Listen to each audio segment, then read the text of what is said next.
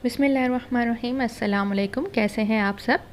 आज मैं आपको बताऊंगी कि चिकन वेजिटेबल रोल्स मैं किस तरह से बनाती हूं, लेकिन उससे पहले प्लीज़ मेरे चैनल को सब्सक्राइब कीजिए और बेल आइकन पर ज़रूर क्लिक कीजिए। ये मेरी बहुत ही पुरानी रेसिपी है। मैं हर साल रमज़ान में बनाती हूँ और मेरी फैमिली, मेरे बच्चों को बहुत ही ज़्यादा पसंद है चिकन वेजिटेबल स्प्रिंग रोल्स। आज मैं आपके साथ अपनी रेसिपी शेयर करने लगी हूँ। उसके लिए हमें चाहिए, मैं नूडल्स डालती हूँ इसमें, चाउमीन जो स्पेगेटी होते हैं वो मैं इसमें यूज़ करती हूँ, और वेजिटेबल्स यूज़ करती हूँ इसमें, carrot, cabbage, capsicum, spring onions और चिकन मैंने ली है 2 कप ली है। इसको बॉईल करके श्रेड कर दें, उसमें नमक और काली मिर्च डाल के इसको बॉईल कर दें और चिकन को आप श्रेड कर दें। मैंने 2 प्याली ली है। नूडल्स इसमें मैं डालूँगी। आप स्पेगेटी को थोड़ा सा तोड़ के छोटा साइज़ करके उसको बॉईल कर लें, वो भी मैंने 2 कप लिया है। 1 फुल कैबेज लिए हैं मैंने, 3 से 4 मैंने कैरेट्स ली हैं, 4 कैप्सिकम लिए हैं, उनको जूलियन शेप में आपने कट कर देना है। और स्प्रिंग अनियंस मैंने लिए हैं half cup. Salt, black pepper, white paper, और इसके अलावा विनेगर डालेंगे, सोया सॉस एंड ऑयल में डालूँगी 2 to 3 टेबल स्पून्स। तो आइए बनाते हैं। मैं एक बड़ा सा पतीला ले रही हूँ क्योंकि क्वांटिटी ज़्यादा है, तो मैं पतीले में 2 टेबल स्पून्स ऑयल डाल रही हूँ। इसमें मैं कैरेट्स ऐड करूँगी। कैरेट सबसे सख्त होती है, तो पहले हम कैरेट ऐड करेंगे। उसको हम 1 मिनट के लिए स्टर फ्राई करेंगे।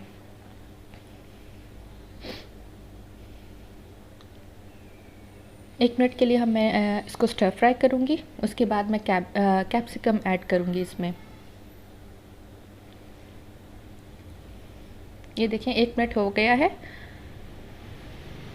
अब मैं इसमें कैप्सिकम ऐड कर रही हूँ। इसको भी मैं 1 मिनट के लिए पकाऊंगी।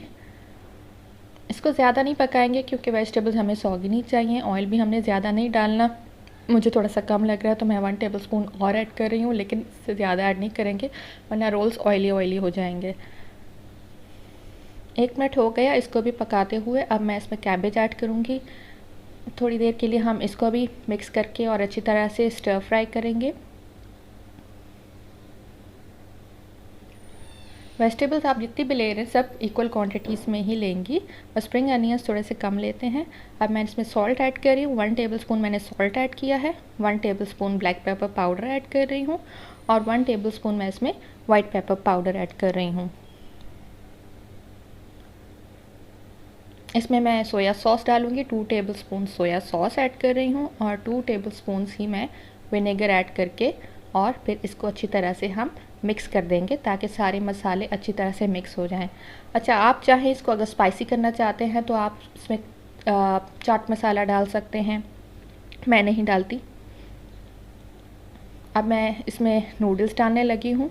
ये बिल्कुल एंड में डालेंगे, और स्प्रिंग अनियंस, क्योंकि स्प्रिंग अनियंस को पकाने में इतना टाइम नहीं लगता, वो हीट में ही गल जाते हैं। इसको मिक्स करके और हम चिकन ऐड करेंगे और चूल्हा बंद कर देंगे। नूडल्स और चिकन क्योंकि बॉयल्ड हैं तो हम उनको नहीं पकाएंगे, बस इनको मिक्स करना है और हमने चूल्हा बंद कर देना है।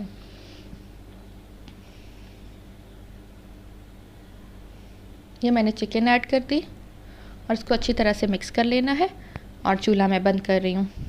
इसको हम ठंडा होने के लिए रख देंगे। उसके बाद हम इनके रोल्स बनाएंगे। रोल की पट्टियाँ मैंने ली हैं, मैंने 1.5 से 2 किलो ली हैं। आप अपनी मर्ज़ी से ले लीजिए, साइज़ पे डिपेंड करता है। कुछ बड़े साइज़ आ जाते हैं, रोल की पट्टियाँ ज़्यादा बड़े साइज़ की मिलती है तो आपको ज़्यादा चाहिए होंगी। रोल की पट्टियाँ मैंने ली हैं, मेरे पास 3 साइज़ की पट्टियाँ हैं। एक तो ये स्टैंडर्ड साइज़ है, इसके अलावा बेकरी से मिलती हैं, ये बहुत बड़ा साइज़ है। ये इसका मैं आपको बनाऊंगी कि इससे कैसे बनाते हैं रोल्स। और इसी को काट के मैंने साइड से थोड़ा सा काटा था, 9 सेंटीमीटर तकरीबन काट के इसको मैंने रेक्टेंगुलर शेप में कर दिया। और जो साइड से मैंने काटा था उसके मैंने समोसे और वॉन्टॉन्स बनाए थे, वो मैं आपको बताऊंगी आगे किस तरह से बनाए। ये मैंने मैदे में पानी मिक्स करके और पेस्ट बना दिया है उसको बाइंडिंग के लिए। बड़ी वाली पट्टी मैंने ली है, मैं बता रही हूँ किस तरह से इसके मैंने रोल्स बनाए हैं। इसको ट्रायंगुलर शेप में रख के आपने इसमें मिक्सचर डालना है। बड़ी पट्टियाँ हैं तो मैं इसमें मिक्सचर थोड़ा सा ज़्यादा डाल रही हूँ।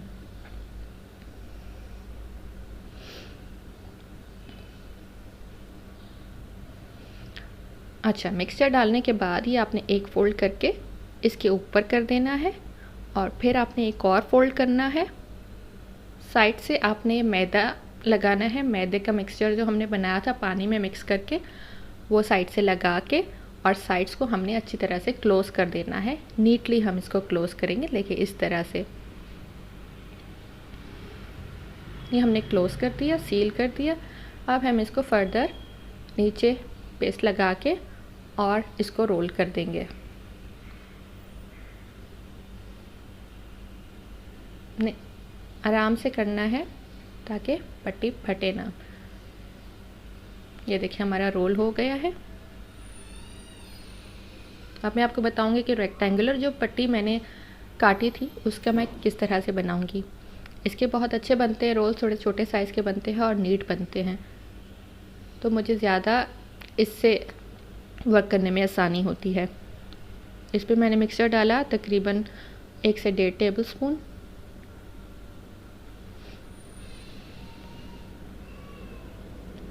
इसको पहले हम ऊपर से फोल्ड करेंगे, 2 टाइम्स हम इसको फोल्ड करेंगे। देखिए 2 टाइम्स हमने फोल्ड कर दिया। अब साइड्स पे मैदे वाली पेस्ट लगा के और हमने साइड्स को क्लोज़ करना है।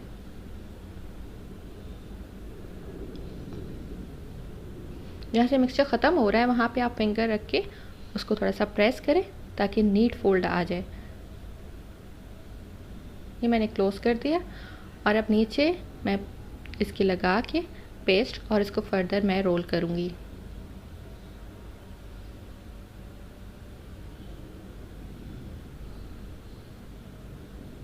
अब इसको हमने फर्दर रोल कर देना है। ये देखिए नीट एंड क्लीन अच्छा सा ये रोल बन गया है। बड़ा जो रोल बनाया वो आप उसको फ्राई करके 2 पीसेस भी कर सकते हैं अगर आपको बड़ा लग रहा है। अच्छा, अब ये स्टैंडर्ड साइज़ वाले जो पट्टियाँ मुझे मार्केट से मिली थी उसको भी मैंने इसी तरह से रख के डायमंड शेप में रख के और मिक्सचर डालना है 1 to 2 टेबल स्पून्स। इसको भी इसी तरह से जैसे हम बड़ी पट्टी का हमने रोल बनाया था इसी तरह से फोल्ड करना है, 2 फोल्ड्स करके। और फिर आपने साइड से पेस्ट लगाना है मैदे का, उसको आपने साइड्स को क्लोज कर देना है।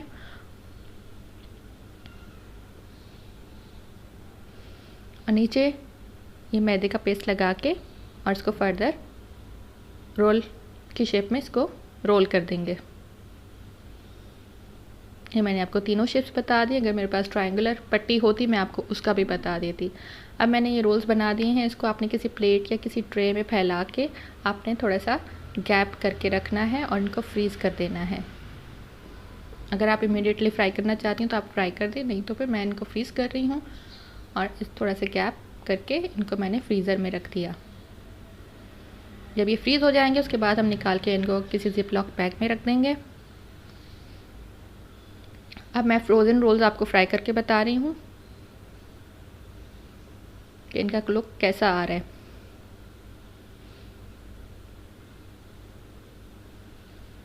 हमने दरमियानी आंच पे तेल जब थोड़ा सा गर्म हो जाए उसके बाद आपने रोल्स रखने हैं, ठंडे ऑयल में नहीं रखने, गर्म होना चाहिए और दरमियानी आंच हो।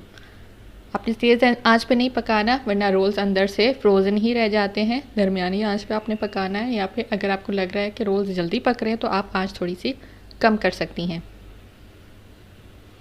5 से 7 मिनट के अंदर अंदर रोल्स अच्छी तरह से फ्राई हो जाते हैं, बहुत ही क्रिस्पी बनते हैं।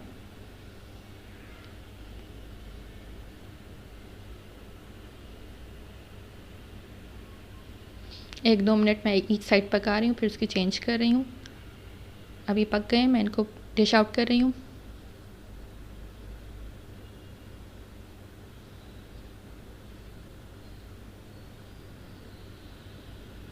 ये देखें फाइनल लुक है रोल्स की।